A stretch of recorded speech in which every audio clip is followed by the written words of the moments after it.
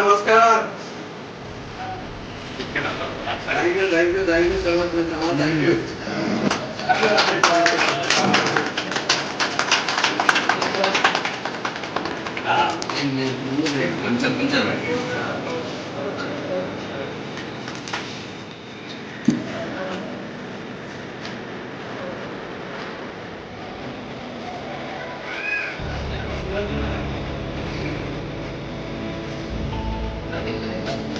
జిల్లా వైద్య నిజంగా గురువు గారు లాంటి పెద్దలు కూడా ప్రజా వయసులో పనిచేస్తున్నాను ఇదే సంతోషపడతాను. ఎందుకంటే ఇంకా 6 నెలలు లేదు అనేక దాడులు మొత్తం మాట్లాడు 6 నెలల్లో ఇంతమందిని కరెక్ట్ చేసుకోగలిగింది. అది మన మంచి కాదు. ఆయన అంటే చేసిన 50 ఆధ్వర్యంలో అలాగే ఉండాలి. ఢిల్లీ గవర్నమెంట్కి ఇచ్చే ఏ ఎమ్మెల్యేలు కాదు, ఏ ఎంపీలు కాదు, ఏ మండల అధ్యక్షులు కాదు, ప్రజావాసులు ప్రతి ఒక్కరు థ్యాంక్ యూ అందరికీ సరికి నిజంగా ఎందుకంటే అందరం ఉంటేనే మీరు వాళ్ళ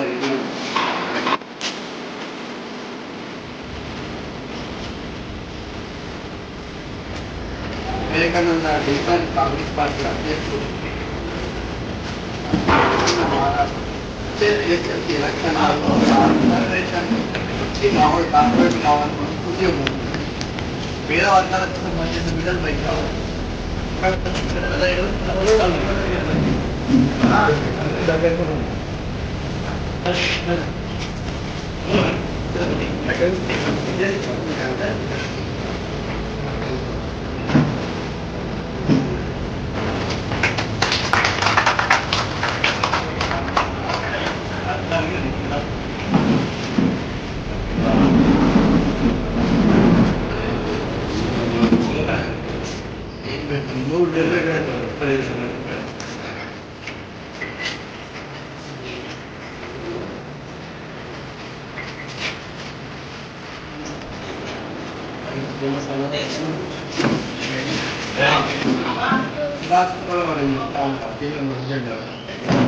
బ్రహ్మాండంగా చదువుకున్న దేవుడు పరమేశ్వరుడు మిత్రుడి ద్వారా కలిసి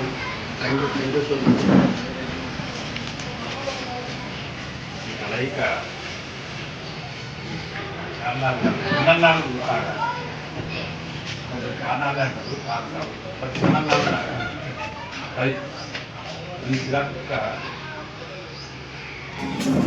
చుక్కలకు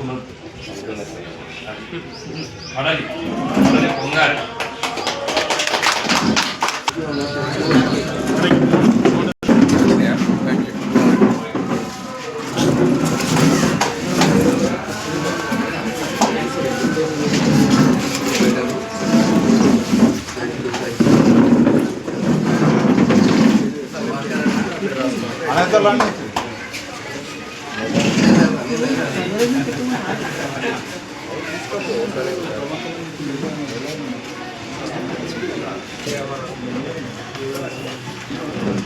ముద్దుబిడ్డ సంగారెడ్డి ముద్దుబిడ్డ ఇక ఏ ప్రభుత్వాలు వచ్చినా మా వాడైతే జైలు పోతే ఖాయమవుతుంది.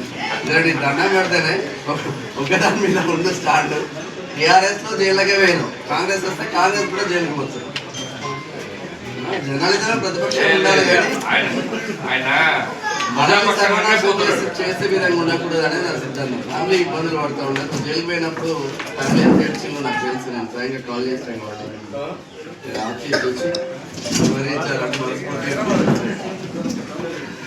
అంతే బాబు.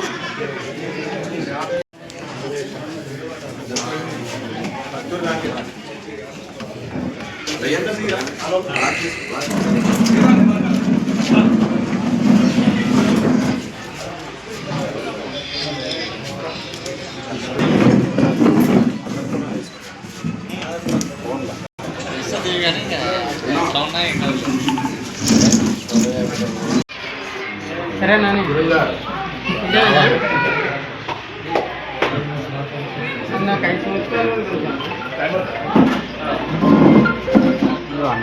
అన్న పన్నాల అర్జునుడు అన్న వికారాబాద్ జిల్లా టాప్ రిపోర్టర్ ఆదాబ్లో జబర్దస్త్ సీనియర్ రిపోర్టర్. ఒక వార్త రాస్తే ఎన్ని సుక్కలు వస్తాయో ఎన్ని ఎదురుమీలు వస్తాయో అన్నిటికీ కట్టుకొని ఆదాబ్ను వదిలేసి ప్రజావాయిస్కి వచ్చినాను. మేడం షామ్ అదృష్టం అవుతుంది వికారాబాద్ సంబంధించి అందరికీ 100% ఇస్తాను. ఇక మా ముషిన్ సార్ గురించి చెప్పని అవసరం లేదు. ఎన్ని దండాలు పెట్టిన తక్కువ. ప్రభుత్వ టీచర్ అనే అనగారిన బిడ్డల కోసం అనేక రకాల ప్రోగ్రామ్ చేసుకుంటూ బాగుపడాలని కోరుతున్నాను.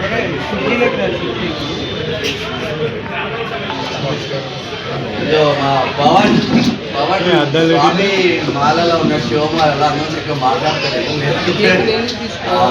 ఆల్రౌండర్ పవన్ ప్రజా వాయిస్కి ఆల్రౌండర్. వికారాబాద్లో ఎవడో మొన్న తిడితే వాళ్ళు పొట్టు ఇచ్చిండు వాళ్ళ ఉల్టా. అంటే ఆ ప్రాంతం మీద అభిమానం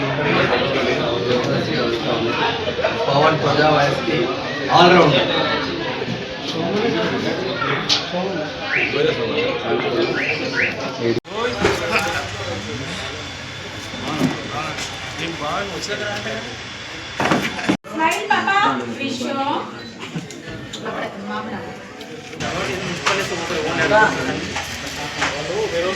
వస్తుంది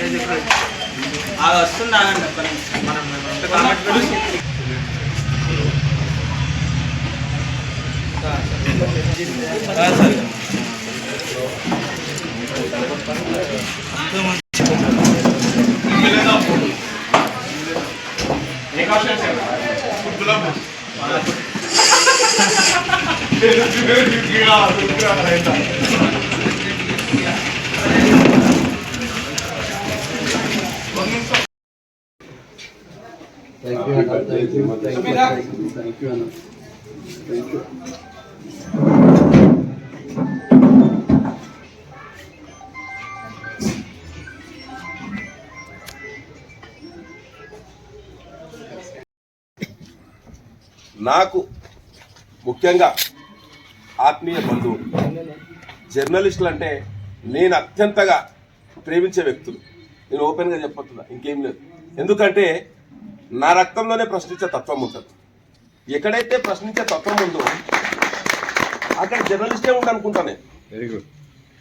ఎందుకంటే సమాజంలో ఎక్కడ ఏ మంచి జరిగినా ఏ చెడు జరిగినా అభివృద్ధి కావాలన్నా లక్ష్యాన్ని చేరుకోవాలన్నా ప్రపంచ స్థాయిలో మన భారతదేశం పోటీ పడాలంటే ప్రతి ఒక్కరూ పనిచేయాలి, జీడిపి పెరగాలి. ఈ పనులన్నీ సవ్యంగా జరగాలంటే కంప్యూటర్ ఉంటుంది కానీ ఇంటర్నెట్ ఉండదు. ఈ ఇంటర్నెట్ ఎంత ముఖ్యమో జర్నలిస్టు కూడా ఈ దేశానికి అంత. నేను మీ అంత గొప్పగా మాట్లాడలేకపోవచ్చు కానీ ప్రాముఖ్యతను మాత్రం గుర్తించగలను. ఈరోజు మీ అందరి ముందు మొట్టమొదటిగా సోదరుడు, మంచి స్నేహితుడు, సమాజం కోసం పాటుపడే లక్షణం ఉన్న వ్యక్తి మీనం శ్యామ్ గారికి మొట్టమొదటగా జన్మదిన శుభాకాంక్షలు తెలియజేస్తున్నా. అట్లాగే మా గురించి ప్రస్తుత ప్రభుత్వ పరిపాలన గురించి ఒక 2 నిమిషాలు మీతో చర్చించదలుచుకున్నా. ఎందుకంటే మీతో చర్చిస్తే జరిగేటటువంటి లాభం ఇంకెక్కడ చర్చించినా జరగదు. ఒక అసెంబ్లీలో చర్చిస్తే ఎంత ఉంటుందో జర్నలిస్టులతో చర్చిస్తే కూడా అలాగే ఉంటుందని మేము భావిస్తాం. సో మన ముఖ్యమంత్రి గారు నేను అత్యంతగా అభిమానించే వ్యక్తి. ఎందుకంటే మీ అందరికీ తెలుసు వారు ఈ స్థాయికి రావడానికి కారణం ప్రశ్నించే తత్వం. వారి పేరే ప్రశ్నించే గొంతుక. రెండవది, వారిలో మేము చూసిన ముఖ్యమైన లక్షణం స్వేచ్ఛ. ఈరోజు వారు కోరుకునేది ఏంటంటే ప్రతి ఒక్కరూ స్వేచ్ఛగా ప్రశ్నించాలి. అది మనకు నచ్చింది కావచ్చు, నచ్చకపోయింది కావచ్చు, ప్రభుత్వానికి అనుకూలంగా ఉందా వ్యతిరేకంగా ఉందా, తప్పు చేస్తున్నా మనకు తెలియాలి. ఎక్కడ ఏం తప్పు జరుగుతుందన్నా ముఖ్యమంత్రి గారి వరకు తెలియాలంటే అందులో కీలక పాత్ర పోషించాల్సింది జర్నలిస్టులే.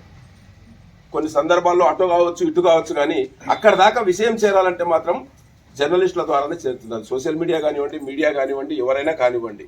సో వారు వచ్చిన రోజు నుండి ఈ రోజు వరకు కూడా ఎక్కడ ఏ ధర్నా జరిగినా, ఈవెన్ ఉస్మానియా యూనివర్సిటీలో కూడా మనం చూసినాం. నేను వస్తాను, ప్రశ్నించండి, అడగండి, మీరు అడిగేది నేను చేసేది ఈ రాష్ట్ర అభివృద్ధి కోసం. మనమంతా పనిచేసేది మీరు జర్నలిజంలో ఉండి మీరు చేసే ఒక పనైనా, ముఖ్యమంత్రిగా వారు చేసే ఒక పనైనా, వారి అనుచరులుగా మిగతా ఏవైతే ఎమ్మెల్యేలు కానివ్వండి, ఎంపీలు కానివ్వండి, ఇంకా ఏ రకరకాల స్థానాల్లో ఉన్న ఎవరైనా పనిచేసేది అంతిమ లక్ష్యం అభివృద్ధి కోసం, రాష్ట్ర అభివృద్ధి కోసం. కాబట్టి నేను అనుకునేది ఏంటంటే ఈరోజు భారతదేశంలో ఉన్న 32 రాష్ట్రాలలో స్వేచ్ఛాయుతమైన వాతావరణంలో నడుస్తున్న రాష్ట్రం తెలంగాణ రాష్ట్రం అని మేము భావిస్తున్నాం.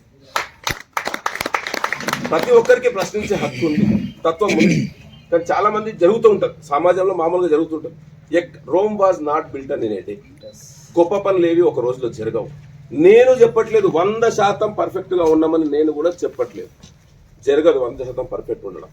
కానీ ఉన్నదానికంటే చాలా గొప్పగా చేస్తుందని మీరు చెప్పడం అంటే, మీరు ఒక జర్నలిస్ట్గా మీరే ప్రశ్నించవచ్చు, చెప్పవచ్చు. కానీ ప్రజలు చెప్తున్నారు, ఇవాళ ప్రతి ముసలి వాళ్ళు చెప్తున్నారు, ఏ చదువు రాని వాళ్ళు కూడా చెప్తున్నారు, మేకలు కాసేవాళ్ళు, గొర్రెలు కాసేవాళ్ళు అందరు, ప్రతి ఒక్కరు ఈ సమాజంలో ప్రతి ఒక్కరు సభ్యులే. వాళ్ళు చెప్తున్నారు, ఏం చేస్తారయ్యా, ఆయన అప్పులు చేసి పెట్టిండయ్యా, ఆ అప్పు కట్టాలి కదా. ముందు అప్పు కట్టిన తర్వాతనే కదా అన్నం తినాల్సింది. బువ్వ తినాలంటే ముందు అప్పులో ఇంటికి ముందరికెళ్ళి బయటకు పంపించినాకనే బువ్వ తింటామా, చారు తింటామా, మటన్ తింటామా, చికెన్ తింటామా, ఉన్న ఆర్థిక పరిస్థితిని బట్టి మనం చేసుకుంటాం. రేవంత్ రెడ్డి గారు కూడా గదే చేస్తున్నారు. ముందు ఒక సైడ్ అప్పు కడుతున్నారు, సంక్షేమం మీరు ఈరోజు చూసుకున్నచ్చు. మహిళలకు అన్నిటికంటే పెద్దపీట వేస్తున్నారు ముఖ్యమంత్రి గారు. ఉచిత బస్సు కానివ్వండి, గ్యాస్ సిలిండర్ కానివ్వండి, 500 గ్యాస్ సిలిండర్ కానివ్వండి, ఇంకా కరెంటు ఫ్రీ కానివ్వండి. ఈరోజు స్కూల్ పిల్లలకు యూనిఫామ్లు కుట్టాలంటే కూడా ఇంతకుముందు ఎట్లా ఉండేదంటే, ఒక ప్రైవేట్ కంపెనీకి అప్పచెప్తే ఆ కంపెనీ ఎక్కడికెళ్ళో చైనాకెళ్ళో ఈనాకెళ్ళో మిషన్లు తెచ్చి బల్క్గా కుట్టేసి ఇచ్చేవాళ్ళు. ఆ సంపద ఎవరికి చెందేది కాదు. కానీ మన ముఖ్యమంత్రి గారి ఆధ్వర్యంలో స్కూల్ పిల్లలకు కుట్టే స్కూల్ యూనిఫామ్లు కూడా డ్వాక్రా మహిళలకు ఇస్తారు. అంటే ఈ తెలంగాణ మహిళలకు ఆర్థిక పరిపుష్టి జరగాలి. ఎక్కడ ఏ విషయంలో తీసుకోండి, అత్యధికంగా మహిళలకు పెద్దపీట వేస్తున్నారు. దీనికి కారణం ఏంటంటే, ఇంట్లో స్త్రీ దగ్గర డబ్బు ఉంటే పాడవదు, పిల్లల అభివృద్ధికి బాగుపడుతుంది. ఆ పిల్లల అభివృద్ధి చెందితే ఈ రాష్ట్రానికి ఒక మంచి సైనికులు తయారవుతారు. మామూలుగానే అదే 10,000 మగవాళ్ళకి ఇస్తే ఒక 5,000 ఎందుకు అవుతుందో మీకు తెలుసు. సహజంగా జరుగుతూ ఉంటుంది, ఇంతకుముందు జరిగేది సహజంగా జరుగుతూ ఉంటుంది. అంటే వీరి యొక్క దృష్టి, ఇప్పుడు చాలా మంది చెప్తా ఉంటారు, ఈ రాజకీయ నాయకులు చిన్నపిల్లలకి ఏం చేయరండి అని చెప్పేసి, ఎందుకు వాళ్ళకు ఓట్లు ఉండవండి అని చెప్పేసి. కానీ ముఖ్యమంత్రి గారు చిన్నపిల్లలకు మన స్కూల్ ఆహారం గురించి ఫస్ట్ రాగానే వారికి ముఖ్యంగా పౌష్టికాహారం ఉండాలని చెప్పేసి స్కీమ్ డైట్ ఛార్జీలు పెంచారు. ఎందుకంటే ఈ రోజు ఎవరు ఓట్లు వేస్తారు, ఎవరు ఓట్లు వేయరని కాదు, రేపటి తెలంగాణ బిడ్డలు బాడీలో లోపంతో పెరగొద్దు. వాళ్ళు ప్రభుత్వ పాఠశాలకు పోయినంత మాత్రాన వారికి ఆహారానికి కూడా లోటు కావద్దు. ఇదొకటి. రాష్ట్ర పరిస్థితి బాగాలేకపోయినా మహిళలను మంచి చూస్తున్నారు, చిన్న పిల్లలను మంచి చూస్తున్నారు. యువతకు ఉద్యోగాల విషయంలో అనుకున్న స్థానానికి 100% చేరకపోయినా 60,000 ఉద్యోగాలు ముఖ్యమంత్రి చేతుల మీదుగా ఇచ్చారు. ఓకే, ఇంకా ఇది కాకుండా ముసలి వారికి కానివ్వండి, ఇంకా ఏదైనా కానివ్వండి, ఒక సైడు ఉద్యోగ కల్పన, ఒక సైడు సంక్షేమం. ఇంత గత 10 సంవత్సరాల్లో 30 లక్షల కోట్ల బడ్జెట్ రాష్ట్ర సబ్జెక్ట్ టు ది కరెక్షన్ 1 లక్ష కోట్లు అటు ఇటుగా 10 సంవత్సరాల్లో 30 లక్షల కోట్ల బడ్జెట్ అయింది. కానీ పేదవాడికి ఒక్క రేషన్ కార్డు దొరకలేదు, ఒక్క రేషన్ కార్డు దొరకలేదు. ఈరోజు ప్రతి ఇంటికి సన్న బియ్యం అంటే ఇంతకుముందు లావు బియ్యం ఇచ్చేవారు. కానీ అందరికీ తెలిసిన నిజం, అది ఎవరు తినేవారు 90% తినేవాళ్ళే కాదు.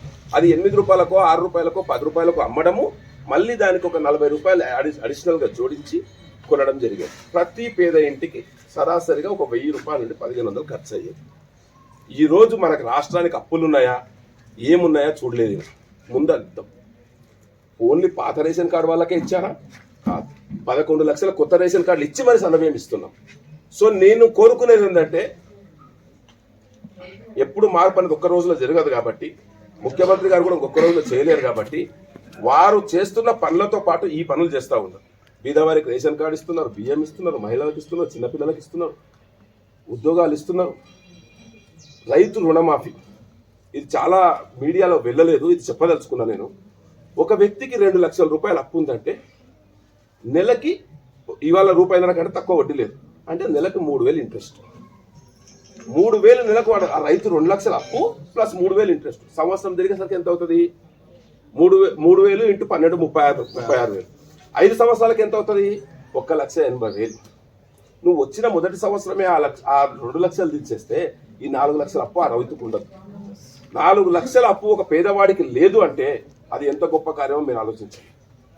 తెలంగాణ రాష్ట్రంలో 3,74,000 కోట్ల అప్పుతో ఉందని చెప్పి 7,70,000 కోట్ల అప్పుతో ఉన్న రాష్ట్రంలో కూడా ఆ అప్పు అవన్నిటి పక్కన పెట్టి వచ్చిన ఒక సంవత్సరంలోనే 21,000 కోట్లతో 25 లక్షల కుటుంబాలకు విముక్తి కలిగించు. విమర్శలు ఏమైనా రావచ్చు, వేరే వేరే కార్యక్రమాల్లో విమర్శలు రావచ్చు, రాజకీయంగా ఏమైనా ఉండొచ్చు, కానీ ఇది చేసిండా లేదా ముఖ్యమంత్రి గారు?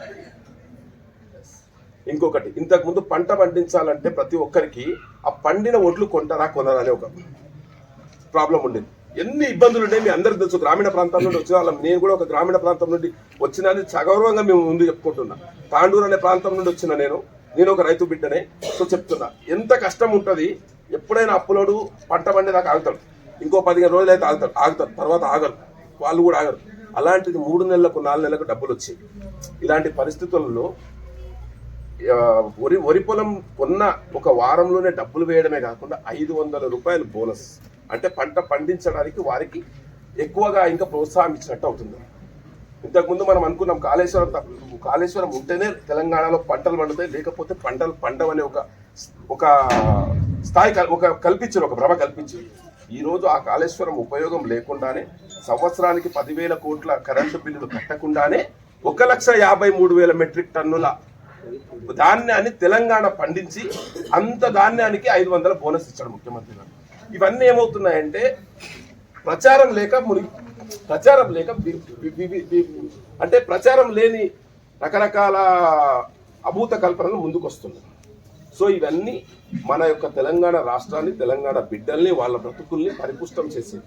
సో ముఖ్యమంత్రి గారు ఇలాంటి పనులతోని తెలంగాణను ముందుకు తీసుకెళ్తున్నారు. సో మీరందరూ కూడా అర్థం చేసుకోండి.